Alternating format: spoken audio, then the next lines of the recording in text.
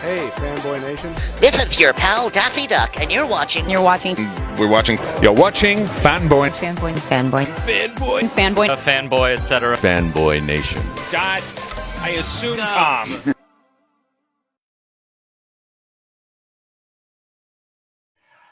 It is the Wednesday after Easter, and I have the pleasure of speaking with a man who has had a conversion experience. Excuse me. Let's start that one more time. It is the Wednesday after Easter, and I have the pleasure of speaking with a man who's had a conversion experience that is beyond tumultuous, almost to the level of St. Paul on his road to Damascus. Mr. Wendell White, how are you today? I'm great, sir. How about yourself? I cannot complain. Your story is quite fascinating. Your book is titled "The Devil Thought He Had Me," and yes, sir. It starts off when you were 18 years old as a drug dealer's gone bad, or a drug deal's gone bad, and you end up in the trunk of the car. It's your story to tell, my friend. Oh man, well, you know where the story started way before I was 18. That's just how we got to there. But the story started as a child, raised by a single mom. My mom had 9 children. I was the second oldest. Yeah, and man, my mom sold drugs, and everybody around me sold drugs. So you know how you have some children in the family, they say they watch dad or they watch mom, they go off to work every day and they say, man, my mom's a lawyer, my dad's a doctor, and they want to imitate mom or dad or whatever occupation they is. Well, that's how it was in my household. I didn't have a dad. So the closest male figure that I had in my life at the time was my uncle. And by the time my uncle was like 22, 23 years old, man, he had like over $1 million from drugs, selling drugs. So that's who I imitated. That's who I wanted to be like. And man, I just took on that role of saying like, man, I want to sell drugs as a child. And were you like 13, 14 years old when you started selling? Like, was there a Yep, I started selling drugs. I started selling crack cocaine at the age of like 13, 14 years of age. But I was always around it. Even as a child, 10, 11, 12 years old, I was around it. Like even I talk about the time in my book when my auntie, my mom's sister, she had us transporting drugs from the low end of Chicago to the south suburbs. We call it the Wild Hundreds in Chicago. So we'd get on a city bus at 10, 11 years of age, at 8, 9, 10 o'clock at night, and we'd take drugs from 79th to 115th to one of my cousins who was selling the drugs for her. Even though we wasn't selling the drugs, we were still involved in it at a tender age of like 10, 11, 12 years old. And fully understanding what's going on, or just being a little kid and goes, hey, my aunt wants me to go on the bus and drop off this box for somebody, so I'm just going to listen to my aunt and go. Well, you know what? Fully understanding what was going on. Like we sat and we would watch her bag the drugs up into $10 bags and put them in the bags that they would go in. And then she would wrap the bags up in sacks of tins. Each sack was $100 a piece. And then she would give them to us, and then man, she'll send us on our way as children. Wow. Before we get into the most important part of the story is your conversion and your religious experience. There will be some people that make the argument for the legalization of drugs, and that it would be safer for people that were either in your situation or people that didn't make it out.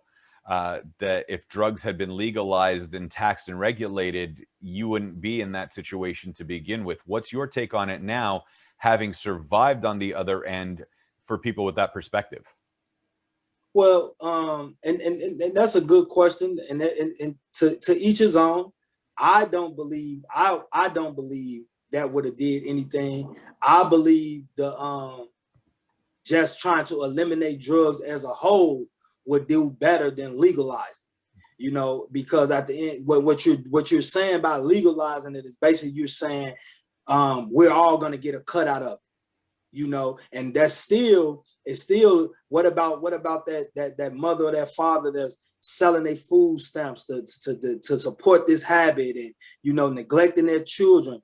They still losing out, whether it's legal or not. They still losing. So just eliminating the drugs as a whole, I think that would be the best thing than just saying we're gonna legalize it so we can profit off of it, but still so many people are still hurting. All we got to do is look at the opioid epidemic right now. So many people they're profiting off of it because it's legal, but look how many people are dying from it. Look how many families are being destroyed from it.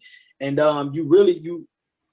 just with anything, it can be abused, even though it's legal, though doesn't mean it can't be abused. And when you abuse it and you're doing it the wrong way and for the wrong reason, you still get chaos and confusion out of it. It still is no benefit, even though these pharmaceutical companies is making hundreds of billions of dollars off of legal drugs. Right. What's legal isn't just, and what's just isn't always legal. And then we have alcohol and tobacco and whatever else has been legalized. How old were you the first time that you were arrested? Because at 18 years old, getting stuffed in the trunk of a car and about to be assassinated, this wasn't your first go around. You were on the bus 10 years old transporting stuff. So you had to have been arrested at some point, juvenile detention. As a minor, they probably let you off with warnings or lesser charges because you're not 18. How did the descent progress from 10 years old to 18 years old? Well, the first time I was ever arrested, I believe I was like 12 or 13 years old. And I had got caught with like 100 bags of crack cocaine, $110 bags of crack cocaine. I was standing on my grandmother's porch, and I got arrested, but they didn't put the drugs on me. They put the drugs on the two older guys that was on the porch with me, because when they went in all of our pockets, I had like $5 in my pocket, and they had big wads of cash in their pocket. So when I saw the police coming, I had threw the drugs, but I thought I threw them over the porch, but they ended up landing in the corner of the porch. So when they found the drugs, they put them in the car, and they was asking me like, whose stuff is it? Whose stuff is it? Man, I'm scared. I'm 12, 13 years old. I'm just crying. I'm saying, I don't know. But I never told them if they were their drugs. I just said, I didn't know. And then I'm steady saying that. They was like, no, this state stuff. I said, no, it ain't theirs. I don't know whose it is. We was just standing right here. We just came on the porch. I don't know whose it is. But the police knew the house was a known drug house where they was coming to. And then, I ended up going to jail that night. I ended up going to jail the first time that night. But in Chicago, when you're arrested as a minor, all you have to do is make a phone call to somebody that's 21 and older. They can come get you. So you don't have to go to like no juvenile detention center or nothing like that. So my mom, she stayed in Milwaukee, Wisconsin at the time. My father was never around. So I ended up calling my best friend. I ended up calling her mom, and her mother came and picked me up from the precinct that night. And was there any repercussions from grandma? Like she was mad at you or anything? Or she's like, that's just the life that you guys live, so that's what it is? Well, no, it really wasn't no repercussions behind any of the things, because even grandma sold drugs.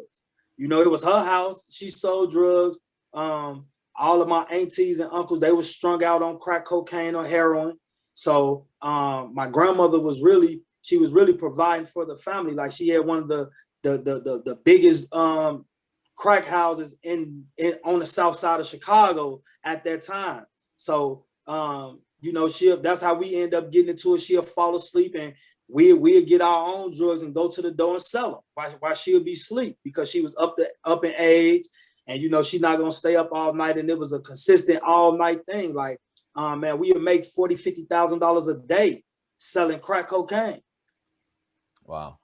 I mean, that's a substantial amount of money, and I can see the temptation, especially being on the south side of Chicago, getting into that lifestyle. And you grew up in it. Your grandma sold, your mom sold, so this is 3 generations of dealing at the time. What does that do to your psyche? You see it your whole life. You're transporting it at 10 years old. You're arrested at 12 or 13. And then from then on, life gets harder. It doesn't get easier. You become more callous, you become more cold-blooded. You know, you don't necessarily have empathy or even sympathy for anybody. Like, nothing affects you. Like, how dark did it get for you during those years between the first arrest and then the night that you had your conversion? Well, you know what, and I can speak for me and my cousins at the time. See, one thing about selling drugs, like, you have to understand, why did we get into the selling drugs? And we really got into selling drugs because we was just tired of struggling. You know, my mom wasn't strung out on any type of drugs. My mom didn't drink or smoke or do anything like that.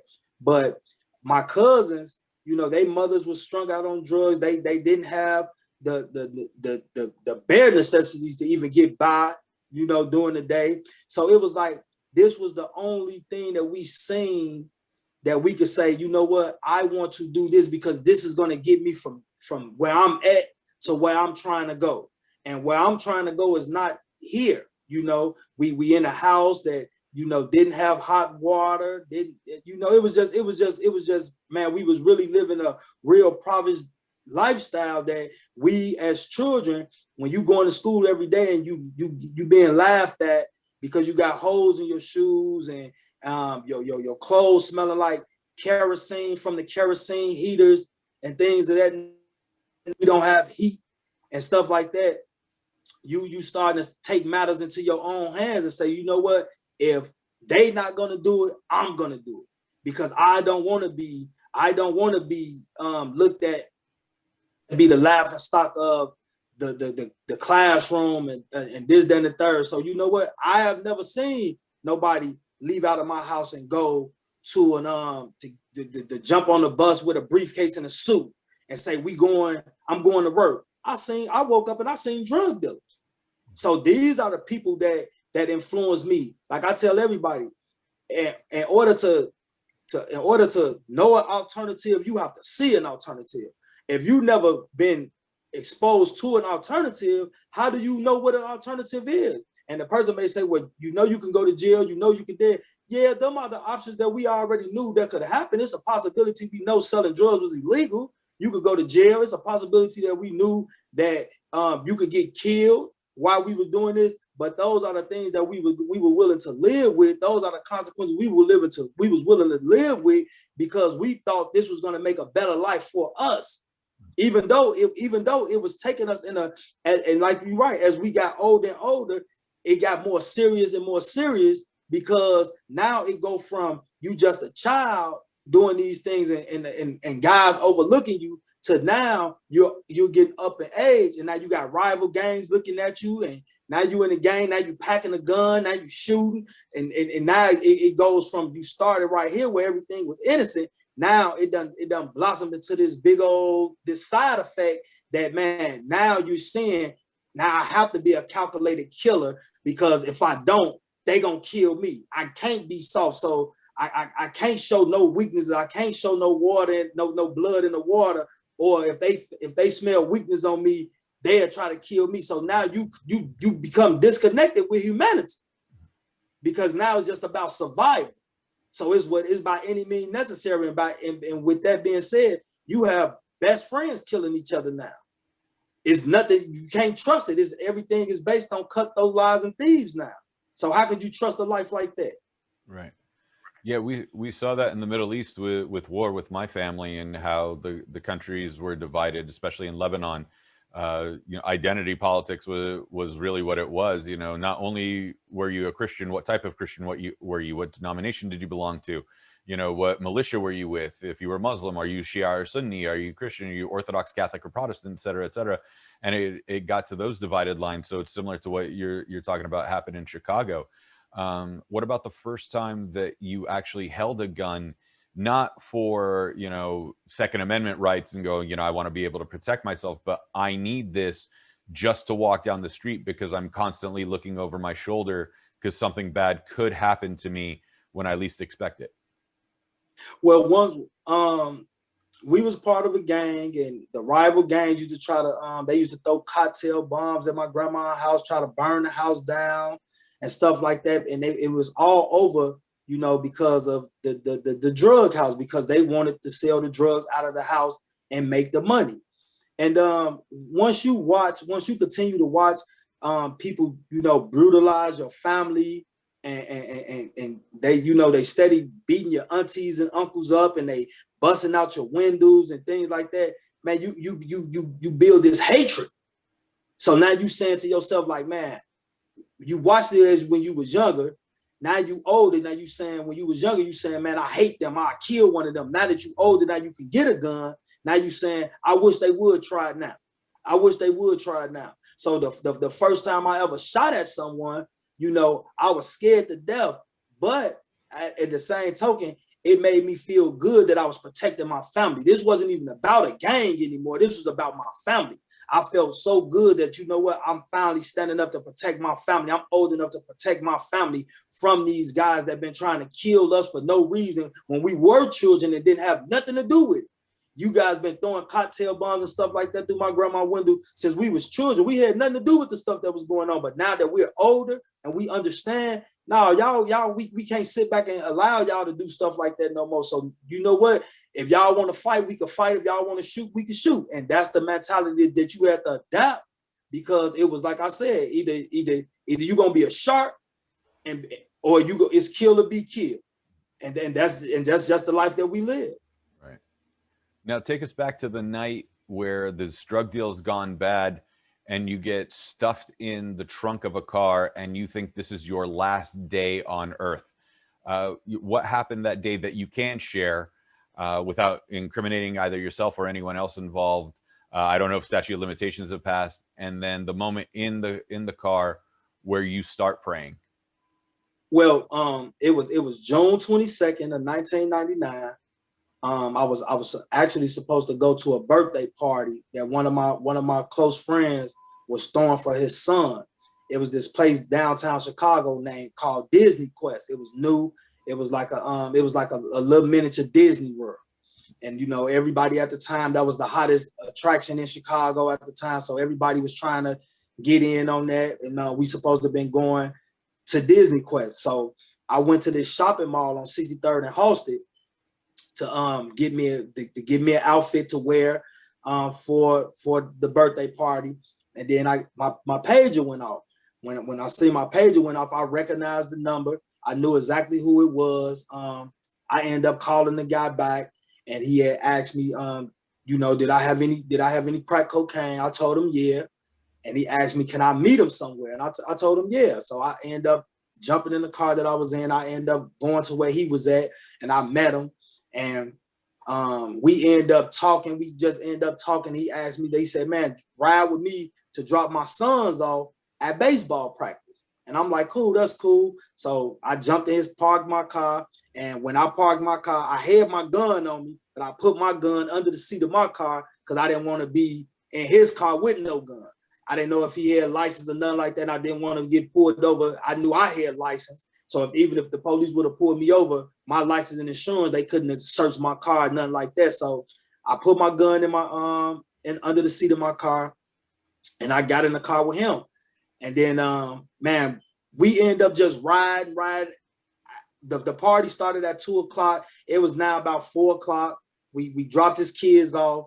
I never made it to the party. He told his sons, then when we dropped them off at baseball practice, he told one of his sons, he said, man, leave the bat in the car. He said, y'all use one of y'all friends' bat, leave the bat in the car. But I'm not paying no attention. This is close friend of mine.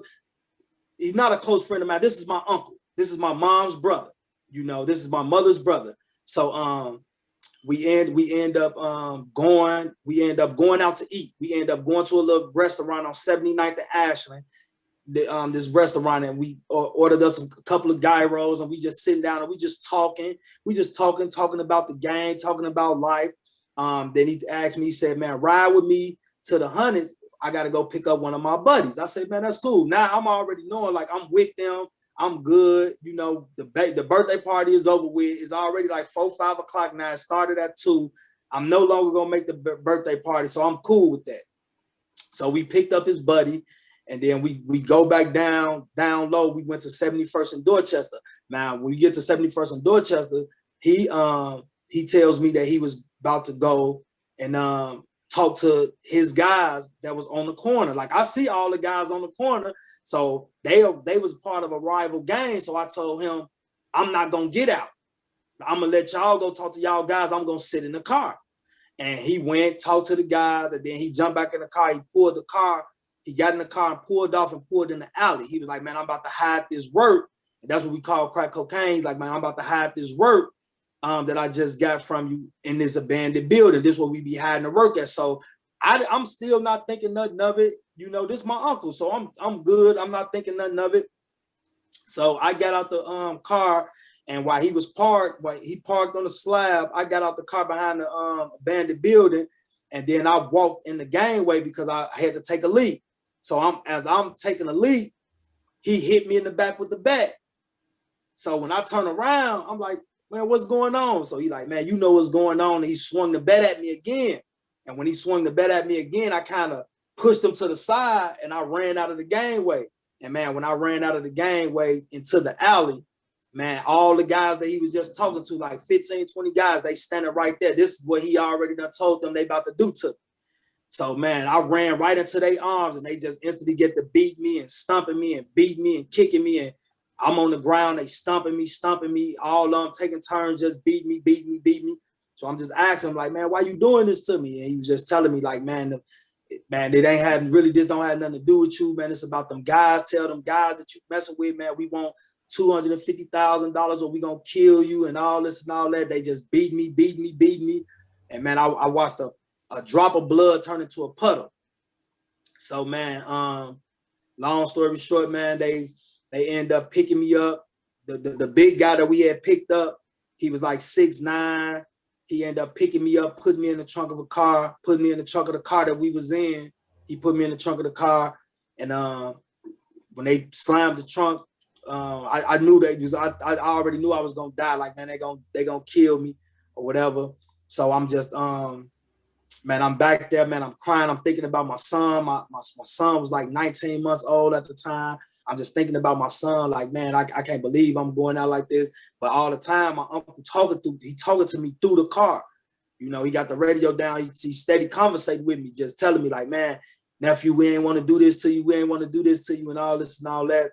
So I'm steady talking to him. So then I prayed. Like, I didn't know nothing about God at the time. I didn't know nothing about Jesus, didn't know nothing about none of that. And something just told me to pray. Some told me to pray. And then I just began to pray and just ask God to forgive me because I knew I was going to die. I thought I was going to die. And I just asked God to forgive me. And I remember it was like this peace came over me, like a peace. I stopped crying. I took my clothes that I had just bought. I wiped my face with my clothes, the shirt that I had just purchased. It was full of blood. I stopped crying. And I was just really waiting because I didn't know what they was gonna do, but I wasn't scared anymore. I wasn't none of that. It was just like this peace, this entire peace just came over my body.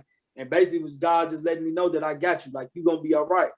And then like 5 minutes later, I felt the car stop moving and then the trunk popped. And when the trunk popped, I kind of scooted all the way to the back of the car, to the back of the trunk, because I thought they was gonna shoot the back of the car up. And then the trunk popped open. And then when the trunk popped open, I saw the big guy that was right there that had put me in the truck. He was standing right there and he was telling me, like, man, we're going to let you go.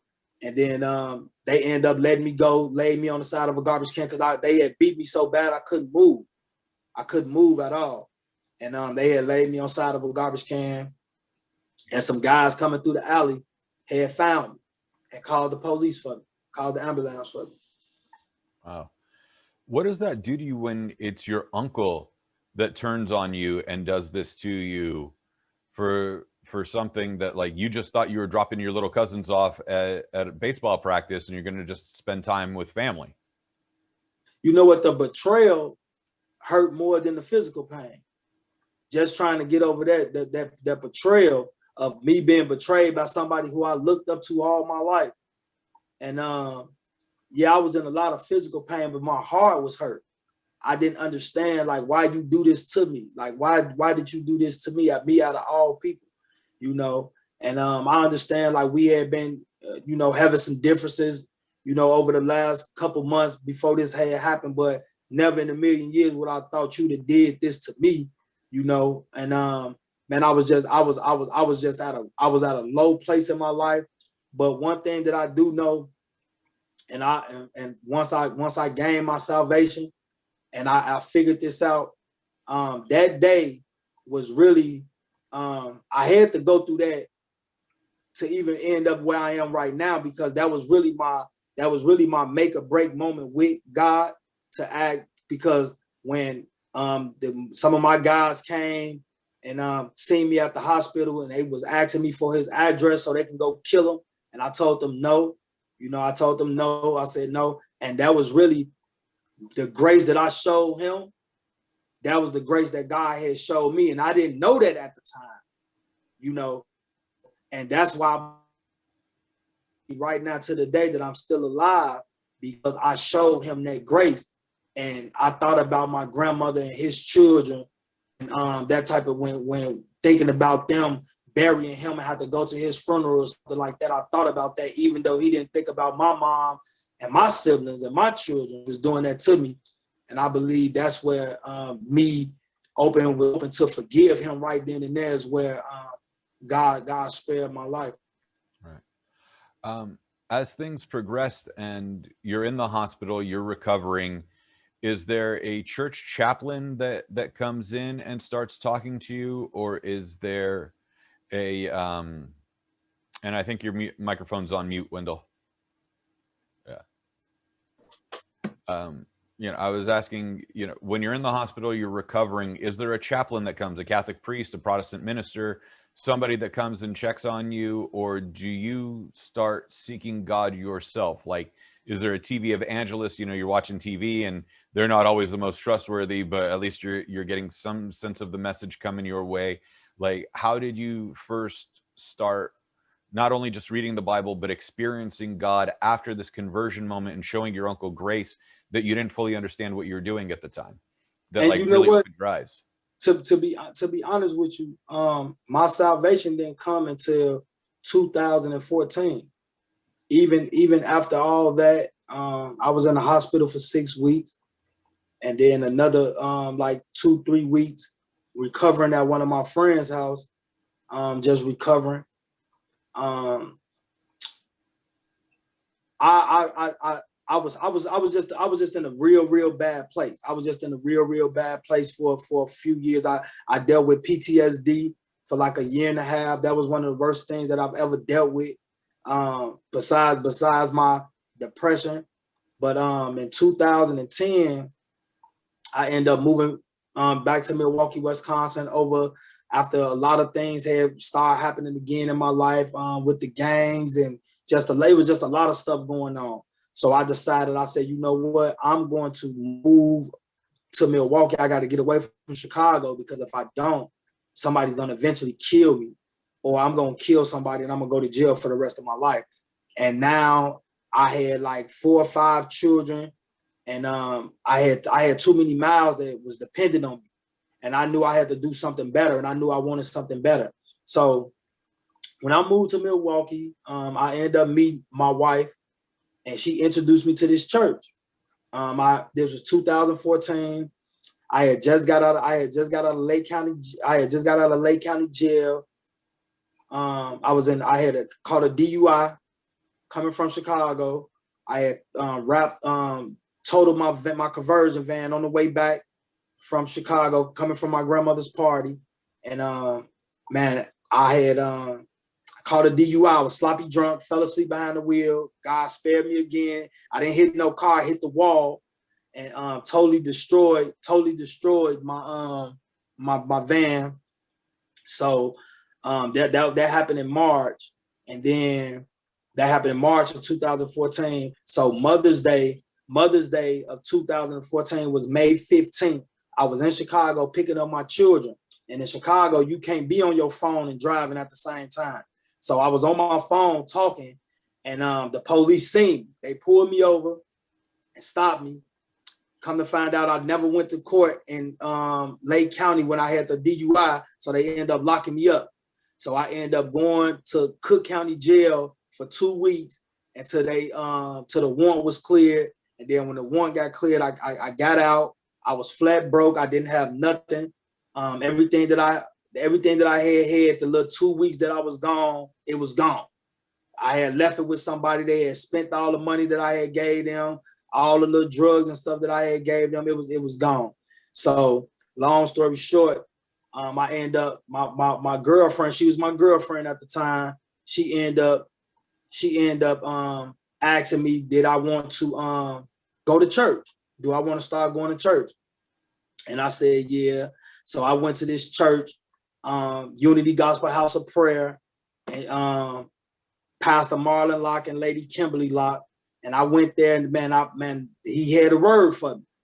And when we left out, she was asking me, like, did you enjoy yourself? And I'm like, yeah, man, dude, nice. And then he was a younger pastor, so that really made it kind of relatable. He was relatable to me. He wasn't no older guy. He was like in his 30s at the time, and he was kind of relatable. And I was listening to his story. He got a brother, that's locked up in jail, got 2 consecutive life terms. So he's like, man, I can relate to dude.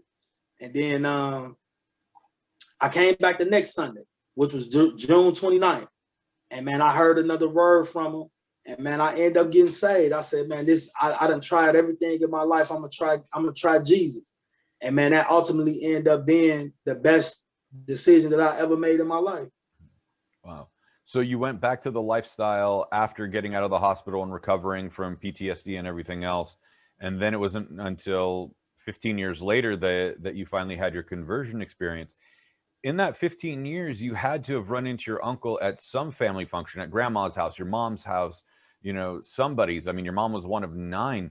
Like, how does that go down when you see him and you know what he had set you up with? You know what? It was all forgiven. He had actually came and lived with me a while. He was down on his luck. I opened my door to him, let him come live. It was all forgiven. Like I had forgiven him for everything that he had done, and it's a lot of people ask me that to this day, like, man, how did you forgive him so easy? I really don't know. I really don't know how I forgave him so easy. That's how I know God just had his hands over my life.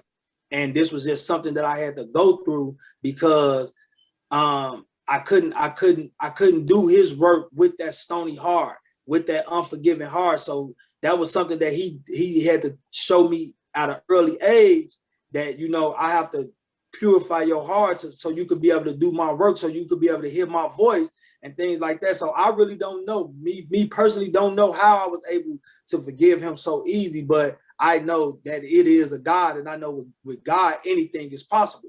And God made that possible for that transition to be so easy for me to be able to forgive him so easily. Right. Because usually that happens after the conversion experience, not before, but this was your walk to salvation, not, it wasn't an instant thing. So it took you a while to get there. And I'm happy that you got there. When you're going through all of this and you're going through the lifestyle again, and realizing it's not for you, were there moments of light that you saw along the way that you kind of ignored or neglected in seeing that there was the possibility of God was doing more for you and you really shouldn't be in that lifestyle anymore? One thing that I learned this, I never understood why I was so different. I never understood that. I never understood why I didn't think like a lot of the people that I used to be around.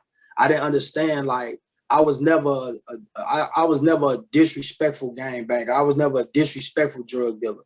Like, I never did things, like, I always liked to help people. Even people that was buying drugs for me to use, I always tried to help them. I always tried to tell them, they were better than that. And I never understood where that came from. And people on my guys on my block used to make fun of me, like, man, you trying to make them go, you trying to make the people go to the rehab. We trying to make money. You trying to get them. And I never understood that. But one thing that I do know now, that's something that God placed in me. He gave me a voice to help people. He gave me a voice to motivate people, to push people to be the best them that they can actually be. And now that I really understand that, I look back over my life and I say, wow, he been gave me this gift long time ago. I just never operated in that gift. I never really walked into my fullness of the purpose that he set before my life.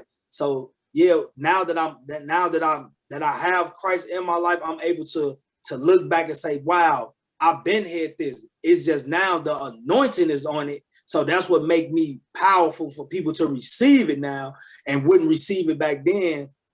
And then the lifestyle that I was living, you know, church is not just going into a building. Church is a lifestyle. And a lot of people don't understand that. That's where a lot of people struggle, that they don't understand that salvation is a lifestyle. It's a 365-day-a-year job that you have to do this every single day. You can't take no breaks off. And that's where a lot of people struggle with, because they believe just, oh, because I can go into the church on Sundays, I'm good, you know, and that's far from the truth. But that's up to, it's for people that proclaim Christ to be their savior. That's our job to teach them that, but teach them in love, not tell them that they're doing something wrong, but just show them what they're doing wrong. Show them why, you know what I'm saying? You know, if you do it like this can work. Show them the alternative that I was saying that we didn't see as children growing up. Show them if you really trust God 7 days a week instead of just on this one day, that it really, really works. Show them why tithing is important. You know, we don't like to talk about tithing and stuff in churches no more, because we don't want people to be offended. But do you understand that tithing is a part of salvation? If you don't know that, if you a pastor, something you're afraid to talk about that, you really not helping these people. But you getting up on the pulpit saying, if you want God to open this door for you, give me $100. That's not a God, because God is not a genie. You can't just rub God and say, man, I'm finna give you $100. I want you to pay this bill for me. That's not how God operates. And that's shame on people that do that. You got to let people understand why obedience. Why obedience? That's why the Bible say obedience is worth more, is worth more than sacrifice. You know what I'm saying? Because yeah, you sacrificing by tithing, but what if you can't tithe? What if you don't have a job to tithe? You don't have nothing to tithe. God respects that obedience. And that's what a lot of people don't understand as Christians. And we have walked away from that. And that's why right now, man, God is not too pleased with his Christians, because we have walked away from everything that he's taught. So when we look at the stuff that's going on in the world right now, this is really the Christians' fault, because we're not teaching the way of God. We're pacifying people to feel like, I don't want nobody to not like me. Well, it's not your job. That's not my job for you not to like me. It's my job to tell you the truth. And this is what the Bible say, not what I say, but what the Bible say. And when I can show you in the scripture, this is what the Bible say, don't be mad at me. Be mad at my Lord and Savior, because I didn't write the Bible. This is where it came from. You get what I'm saying? So that's what we are. Well, the funny thing is, you know, I have my master's degree in theology, and I remember the seeker-friendly churches, and they wouldn't talk about tithing. They wouldn't talk about any of this stuff. You know, they were preaching this notion of once saved, always saved. So you were saved on Friday, go back to what you did on Thursday. And I'm like, no, it doesn't work that way. And you're bringing that up, and I'm glad you are, because a lot of people don't understand that. And then St. John Chrysostom said in the 4th century, so we're going back 1700 years. He said, when the pagan calls you a Christian a hypocrite, most of you will have to confess yes to it. And we're at the point that 1700 years later, what St. John Chrysostom said then, we have to confess that, yes, we're the hypocrites now. You know, because like you said, people don't want to talk about tithing. People don't want to talk about sin or redemption or finding their value in anything. And we just don't want to offend anybody. And it's not that anymore. We still have to abide by the rules, you know, and as you said, obedience. And a lot of people are missing that in their lives. And you're absolutely right. It is our fault as Christians that we're not adhering to that anymore. Absolutely. Absolutely. So let's go further. You know, you have your salvation experience, you've come there, but having a salvation experience later in life is almost like coming out of a drug rehab or an Alcoholics Anonymous situation and realizing that the life that was there Thursday and the life that's there on Saturday, the day after the conversion, I'm just picking random days of the week here, is not the same life anymore. You can't go back to the life on Thursday. How do you slowly disassociate yourself or immediately disassociate yourself from that lifestyle and from those people that you've known for X years, and like, this is all I've ever known till this point? Like, how does the switch come? And does family come along with you on the ride? Does family have to be disowned? Like, how does that work for you? You know what? That's an awesome question. And when I moved from Chicago to Milwaukee, I was really leaving Chicago in Chicago, you know. So now I was just really basically around all of my family. My biological father lived here. I had brothers and sisters on my dad's side that lived up here, and then all of my siblings on my mom's side, they were all here. So you know what? One thing that I learned about salvation is everybody's not going to be happy for your salvation. That's why it's your salvation, you know. And that's what I went through, and it broke when it first happened. When I'm seeing, you know, my biological father, you know, my brothers and sisters, everybody talking ill about me, and I done changed, and you know. And the thing about it is, it was like, you loved me when I was on my way to hell, but now you don't like me. You saying I'm changed when I'm doing something that's bettering me and my family, me and my children, you know, and it's gonna help you as well. So I think the hardest part was the neglect from the family, not getting that support from the family out of all the stuff they know that I've been through, all the things that I've done in my life when I should have been dead. God should have been destroyed me. You know, I just think the most hurtful part out of that is when you hear somebody that's near and dear to your heart say, you know, I don't mess with him because he think he better than everybody. We lost your audio. I just made. No, we got you back. I never thought that I was better. Can you hear me? Yeah. I never thought that I was better than anyone. I just chose to start making better decisions.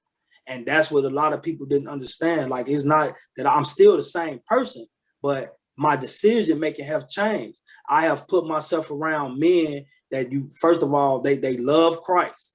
And then they love being one husband to one wife. They love being fathers. They love being friendly. They love their peace.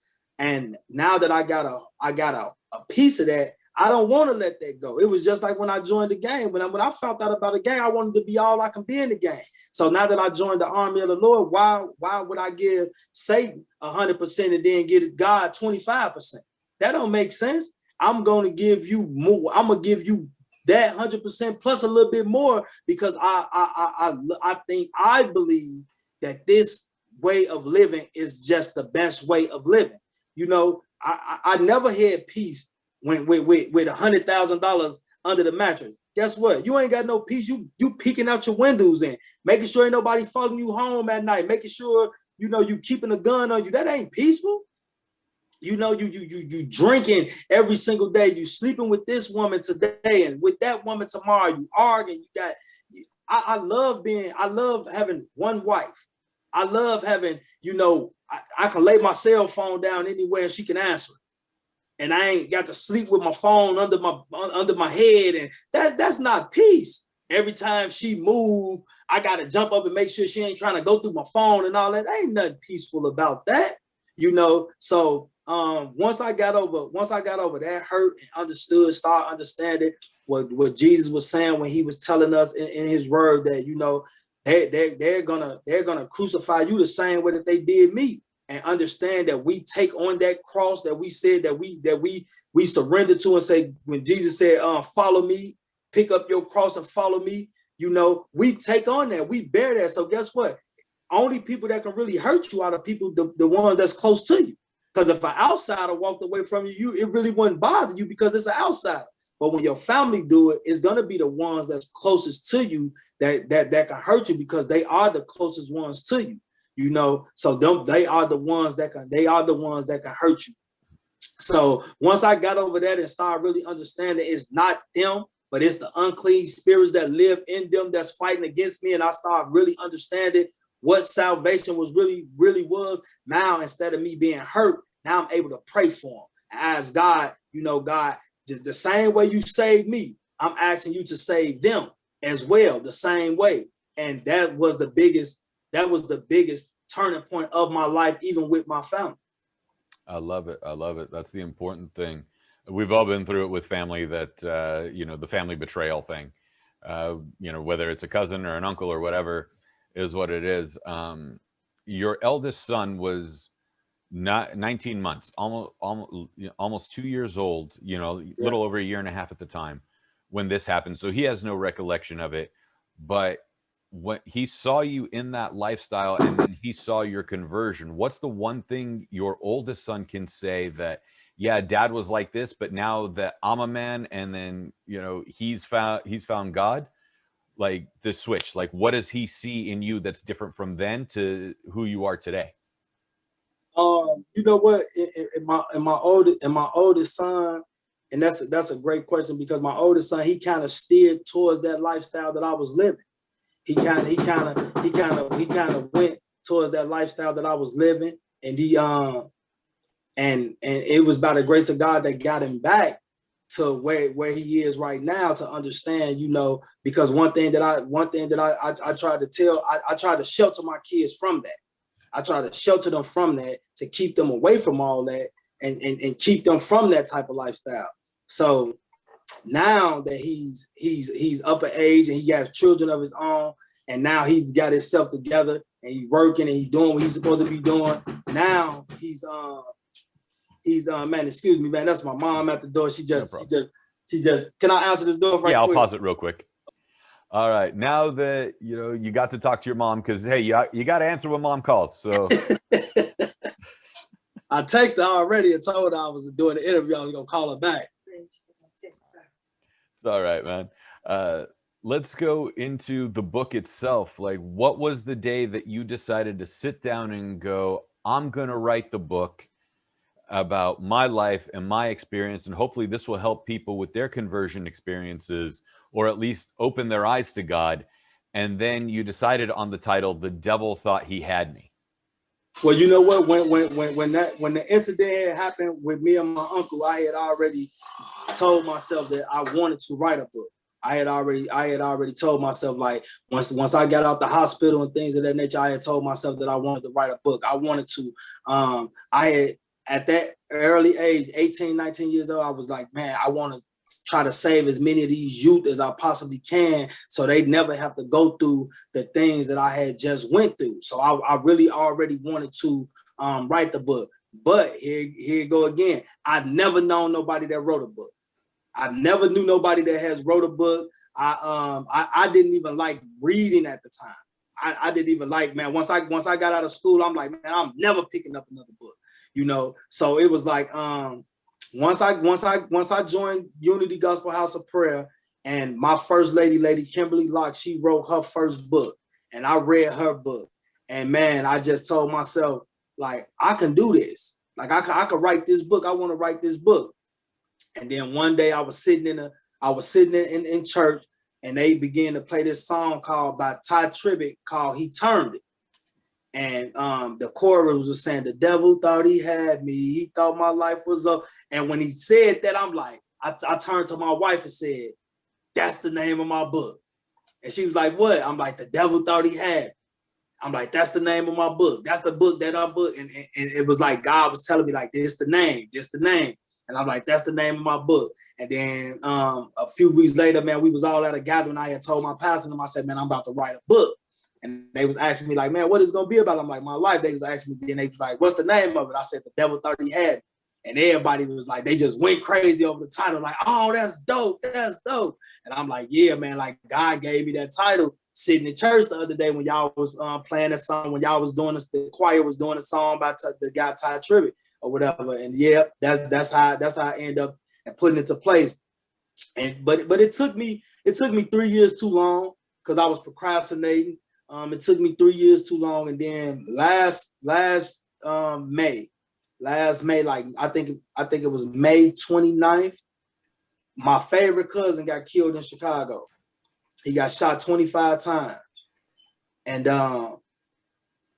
that night I woke up. When I got the phone call, it was like 4:30 in the morning. And I said, you know what? I gotta do something to get my family out of this situation, out of these neighborhoods. And man, I just finished writing. That happened in May, and I was done with the book. I believe by the beginning of August, I had finished it. And man, we was going through the publishing process and everything by October, editing and all that. And by December, everything was ready.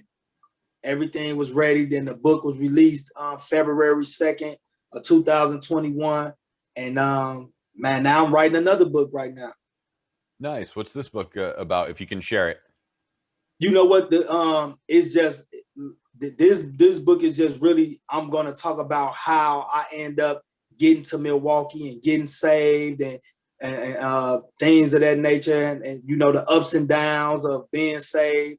And then after that, I got another book called that I'm coming after that, and it's just gonna really just talk about the struggles that I went through with my wife. Me and my wife went through. The title of it is gonna be called In the Valley, and it's just a struggle of being saved, like being a married man, being saved, and slipping and going back to living the life that I was living, because I slipped and fell and went back, and all the turmoil that had caused, and and everything that me and my wife went through, almost getting a divorce, and just the ups and the downs of being in the valley. You know, a lot of people see right now, but they don't understand all the hell that I've been through to get to where I'm at right now. That's why I love my peace. That's why I don't give my peace away for nobody, because I fought too hard for it. And a lot of people need to hear that, because a lot of people don't, it ain't too many people that will really look at TD Jakes and they just see money. They don't know what TD Jakes been through to get what he got. They don't understand what LeBron James went through to get what he got. They just see what they see. They don't understand every day them men struggle. They don't understand that. And people, but it's people that need to hear that part of life every day to say, man, it's a struggle every day. Like, people think when you get saved, like everything just go from here to there. They just say, oh man, everything is just perfect now because you say, oh man, that's when the struggles start. But that's when you got to believe, and you got to have that faith and say, man, God is with me through this struggle. And that's the part that make it saying, like, man, I know God can do this. Like, you bragging on God when you say, man, I know God can do this. I know God can bring me out of this. And you living obedient and you doing what you're supposed to be doing, why God gonna come through? Because he said he can't lie. He don't lie. So he's gonna come through. He might not come through the way you want him to come through, but guess what? He's gonna come through. I don't want to make any assumptions, but you said you slipped back into the lifestyle after having being saved.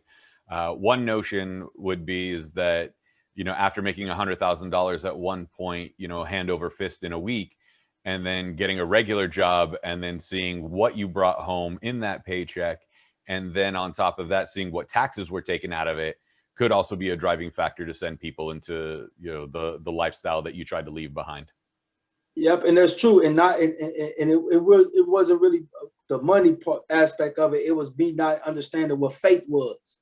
See, I was still young in Christ at the time, so I really didn't understand faith.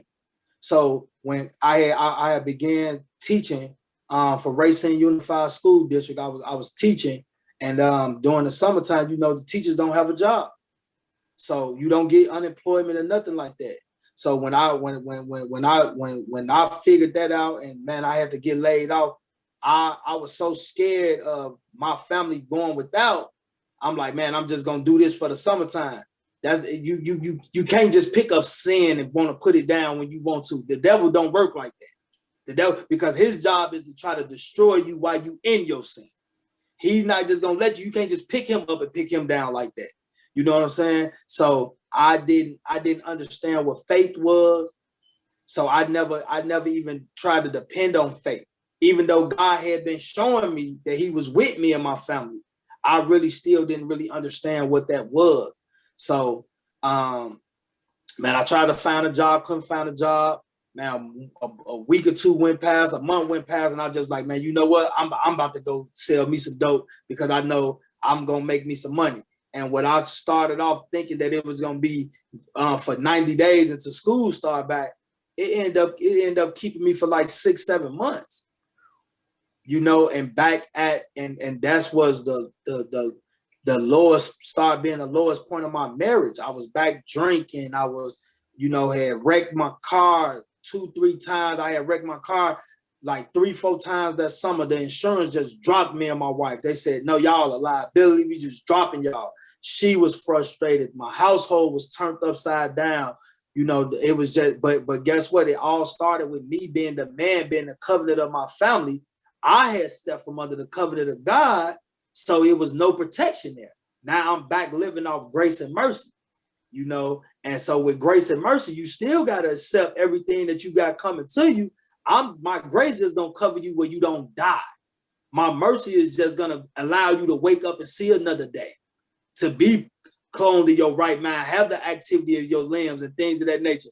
But I can't, my peace stepped away from you when you stepped up out of my umbrella. So you can't have your peace too, you know what I'm saying, and do all that and do everything your little soul desires. So man, that's where we were at. That's where we was at. I love it. That's an absolute honest perspective on what's going on with faith, and people that fall away from it often don't realize it, or people that don't believe that Christians actually believe what they preach, and how you describe it is spot on. Wendell, when you sit there and you worked your way out of the valley after that, what's the one thing your wife really noticed in the change with you and decided to stay? She's the sincerity, that I was sincere when I apologized to her, and I sat her and my children down and I apologized to them for my behavior. And I asked God, I told God, I said, if you just give me this one more chance to make it right, I'm gonna make it right. Because I had done so much things with me and my wife. I had just turned our household upside down, and it was all because of me. And she was a great wife. She was basically she just had my back. But it came to the point where her having my back, it was starting to hurt her. Now she was feeling the wraths of everything that was going on, because now I'm coming in the house 1-2 o'clock in the morning. Now I'm back to hide my phone and doing things that I wasn't doing at first. So here we go with the games again. You know, here go the games. You coming in drunk and you doing this, you doing that, and you know, and I believe once she just got fed up, and she said, look, if you love me, you gonna have to figure something out if you want this to work. But if you don't, just let me go. And I think that was fair, you know, because she could have just ran to the divorce court and said, you know what, we just gonna get a divorce. I don't want to work it out. You know, so we sat down with the kids, and man, it was real heartbreaking. My kids was, you know, they was crying, and they was just letting me know, you know, they scared for me every day. You know, I'm getting drunk every day, and you know, they don't know if they're gonna get a phone call out and kill myself or I kill somebody. And when you have your babies, you know, telling you things like this, and man, it's like it's an eye opener. It's an eye opener, because they looking at you as Superman, but you letting them down. You your own kryptonite. It ain't nothing else that's stopping you from doing. You stopping yourself, you know. And man, I just vowed to my children and my wife. I said, man, if y'all give me a chance to make this right, I'm gonna make it right. But first, I went to God, and I said, if you give me a chance to make it right, I'm gonna make it right. And man, he allowed me to make it right, and I made it right. And we've been strong. We've been standing strong. Do we have our moments when we have, you know, do we go through? Yeah, we go through.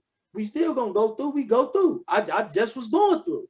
You know, today is the first day I done felt, you know, even like talking in like 3-4 days.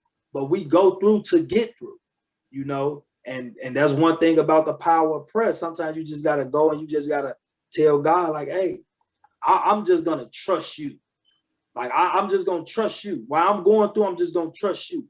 And that's all he say, man. Count it all joy. Just count it all joy. For whatever you're going through, just count it all joy. And that's what we, as Christians, we have to understand that, man, listen, every day ain't going to be a good day, but every day is never going to be a bad day, you know? And we have to appreciate those valley moments, because those valley moments is what you gain strength in the valley. You learn how to pray in the valley. You learn how to fast in the valley. You learn how to, you know, be humble in the valley. That's why you can't just say, man, I don't like them valley moments. I don't like that. Yeah, don't nobody like going through. But guess what? It's necessary. It's necessary. You have to. What do you tell the jealous people that sit there and go, how come God decided to give you so many more chances than other people that were as faithful as you, or not, or more so faithful than you? Why do you get all these second chances and God allows you this extra grace? You know? And you know what? I don't know. That's something you got to ask God, because I'm not God. I'm not God, you know. And one thing that I do understand and I do know, forgiveness runs out. Even God get tired. You just can't keep on. See, and I was explaining this to a young man today about this. See, one thing Jesus said that a lot of people don't understand when he say it's best that you didn't know me. See, when I didn't know him and I was out there being foolish and his grace and his mercy was covering me, he's not going to hold me accountable for that. But see, as me knowing him and knowing him now, I'm not going to keep being able to keep on running away and trying to live on grace. Eventually, that's going to run out. You just can't keep on taking forgiveness for granted. You can't keep on intentionally doing something and saying, oh, God, forgive me. No, because it comes a point in your life where you said, no, I can understand you was just riding down the street and this happened. But when you're making a day to go sin and do stuff like that and say, man, I'm gonna go do this. That's foolishness. That's not I slipped and fell. Now you wanted to do that. You wanted to do that. So we have to get to that and saying, well, God understand. Well, no, God don't understand, because he give us exits. He tell us, he give us exits. When temptation comes, God don't test us with temptation, but he give us exits from temptation. You could get away if you really wanted to get away. The question is, do you really want to get away? That becomes the ultimate question, because there's some people you go put yourself in fire, and then you ask God to get you out the fire. Well, you shouldn't have been over there anyway. Why is you at old girl house at 12 o'clock at night talking about she wanted to talk? Talk about what? No, sweetheart, call me at 9 o'clock in the morning. Let's meet at the Starbucks. I don't want to meet in your bedroom. You get what I'm saying? So a lot of the things that we put ourselves in situations where, are you really being honest with yourself and saying, did the enemy really trick you, or was you willing? Because a lot of the stuff we just be willing. And then we say, oh God, I didn't try to. Come on, man, let's use common sense now. Now we're going to use common sense. Right. No, and that's true. And I think a lot of us put ourselves in that sinful situation and go, you know, God made me do it. Like there are those people that, you know, or why didn't God stop me from doing it when you had the exit strategy? I want to leave you with this last question about for people that are struggling with their faith. You know, they've been through a similar situation to you, but now they're falling on hard times and they're struggling with what's going on in their life. They're in the valley now and struggling with it. And, you know, Pentecost isn't that far away. We're about 30 something days from Pentecost now. What do you tell those people to help them persevere? First of all, I want you to know that God tells us, it's a lot of in the Bible when Jesus tells us remember. He always tells us to remember, because he wants you to bring back to your memory of the great things that he have did for you. See, we as people, we forget. We so easily forget when God brought us out of something. When God bring us out of something, and we, you know, now we back to the happy moments or things like that. And then as soon as we go through something else, we start to worry. We start worrying again. Didn't God just bring you out of that? So why he gonna leave? If he wanted to destroy you, he'd have just killed you in that. So we have to learn how to just really solely depend on God. When he says surrender, that means surrender. You have to learn how to solely surrender on God and trust him that he knows best for you. See, when we understand that God knows best for us than what we know best for us, then that's when you really, really learn how to trust him. Just like a dad, just like you or me, for example. I have a 9-year-old daughter. Why would I give her the keys to my car? Why would I give her the keys to my car and tell her, well, you take yourself to school? Why would I do that? Because I know best for her, right? So if I'm her father and I know best for her, guess what? God is my father. And guess what? He knows best for me. So it's certain things when we ask and say, well, God, can I have this? And he say no, it's not to get mad. It's to say, well, God, I trust that you know what's best for me. I know that I trust that you know why I have to go through this. That's why he said, give thanks in everything, not for everything, but why in everything. So even when you're going through your valley moments, you still, and that's what I had to do yesterday. I went to my prayer room, and I just began to thank him for all the things that I was going through. Everything that I was going through, I just began to thank him because guess what? I get to thank him.